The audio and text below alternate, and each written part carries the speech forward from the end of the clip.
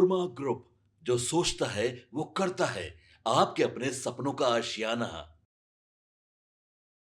रामविलास पासवान के लिए कोई बेचारे शब्द का प्रयोग कैसे कर सकता है? रामविलास पासवान ने गरीबों की बात रखी है, गरीबों के लिए आवाज उठाया है। नमस्कार, मैं दीपक, भारत लाइव देख रहे हैं आप। देखिए, ये हमारे बोल नहीं, बल्कि भारतीय जनता पार्टी के विधायक मिथिलेश तिवारी के बोल हैं। मिथिलेश तिवारी ने साफ तौर पर रामविलास पासवान को लेकर ये बातें कह दी हैं कि जो भी इस तरीके का शब्द उनके लिए प्रयोग करता है, आप उनकी मानसिकता को समझ लीजिए।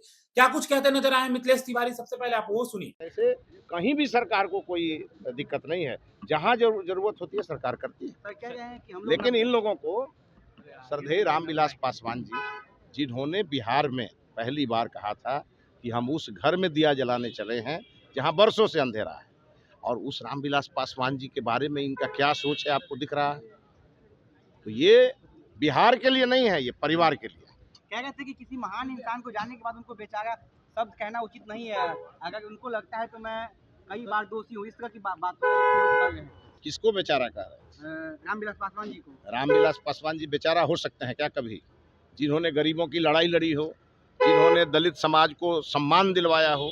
रामविलास पासवान जी के बारे में जो लोग भी इस प्रकार का विचार रखते हो, उनको राजनीति में रहने का अधिकार नहीं है। तेजस्वी यादव को कल पटना कि इसी को कल नहीं पकड़ा गया था।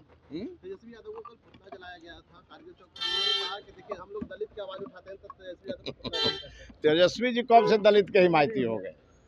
तेजस्वी जी ने बताइए ना, कोई एक काम बताइए जो उन्होंने किया हो दलित समाज के लिए। उनके लोग तो बिहार के गांव-गांव में दलितों के घर में घुस करके उनके साथ मारपीट करते हैं। उन्हीं के लोग उनका कभी बैल खोल लेते हैं, कभी गाय खोल लेते हैं, कभी बकरी चुरा लेते हैं। यही तो काम करते हैं उनके लोग। वो दलित समाज के उत्थान की बात करते हैं। अगर ये वो करते तो रामविलास पासवान जी की पार्टी हम लोगों के साथ खड़ी होती। यदि ये करते तो माननीय जीतनराम मांझी जी हम लोगों के साथ खड़े होते।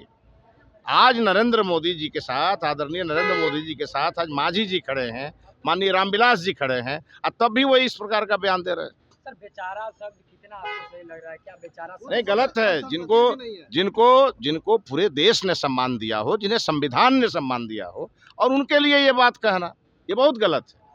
इसको वापस लेना चाहिए, उसके लिए खेद व्यक्त करना वो तो चाहिए। कह रहा है कि कोई ऐसा व्यक्ति नहीं है जो मेरे से माफी मंगवा ले, मैं माफी नहीं उनका कहना तो ये मत मांगे ना माफी, है, घर में सोए।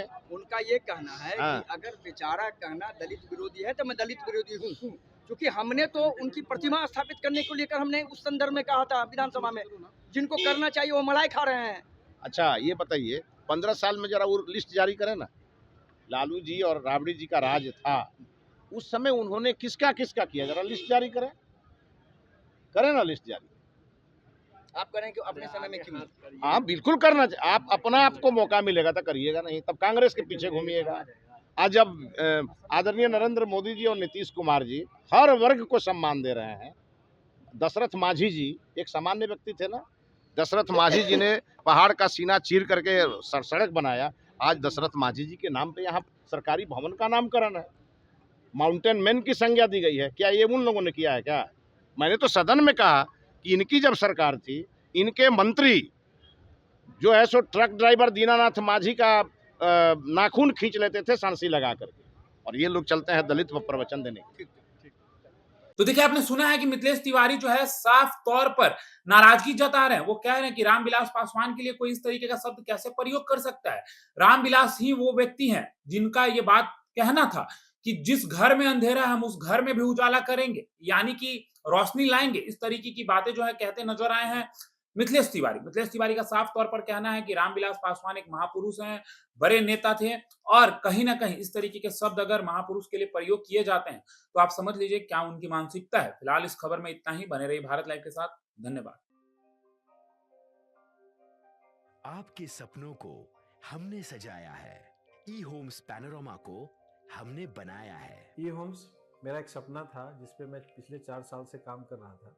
हमने जो बनाया है वो सबने है माना।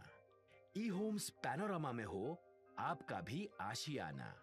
और फाइनली हमने 2021 में इस प्रोजेक्ट को लॉन्च किया। बहुत लोग अप्रिशिएट कर रहे हैं कि पूर्णिया जैसे शहर में, बिहार के, एक तो बिहार की बात करें उसमें भी पूर्णिया जैसे छोटे जगह में इस तरह का लाइफस्टाइल देना, ये सुन के हम लोगों को बहुत अच्छा लगता है। ई होम्स में हमने कुछ और भी किया है, जैसे हम जिस जगह में रह रहे हैं हमारे फैमिली सिक्योर हो, उनको सिक्योरिटी का ध्यान में रखा है। आपकी सुविधा और सुरक्षा आपके लिए खास है, ये आपका विश्वास है। इसमें आर्टिफिशियल इंटेलिजेंस का 7 लेयर सिक्योरिटी का हमने इस्तेमाल किया है। लस ग्रीन कैंपस को बनाया है, यदि हमारा बाउंड्री वाल है तो वो वर्टिकल गार्डन है।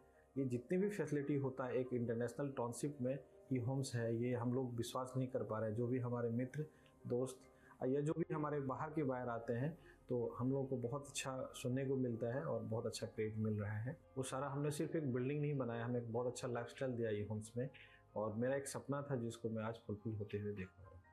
ये आपका आवास है। ई होम्स पैनोरामा में अब आपका निवास है। E Homes Panorama, luxurious lifestyle redefined. Panorama Group, जो सोचता है वो करता है। अगर ये वीडियो पसंद आई और वह बिहार के राजनीति और बिहारियत से सरोकार रखेनी तो सब्सक्राइब बटन दबा के चैनल के सब्सक्राइब कर ली। ओजे एगो घंटी बा, ओकरा बटन दबा देला से कुल सटीक और मारक खबर रुआ मुफ्त में मिल जाई। अगर रुआ पत्रकारिता के हमनी के नया प्रयोग में सहयोग कर चाहतानी तो ज्वाइन बटन दबा दी। पेटीएम नंबर नोट कर ली 9386816700।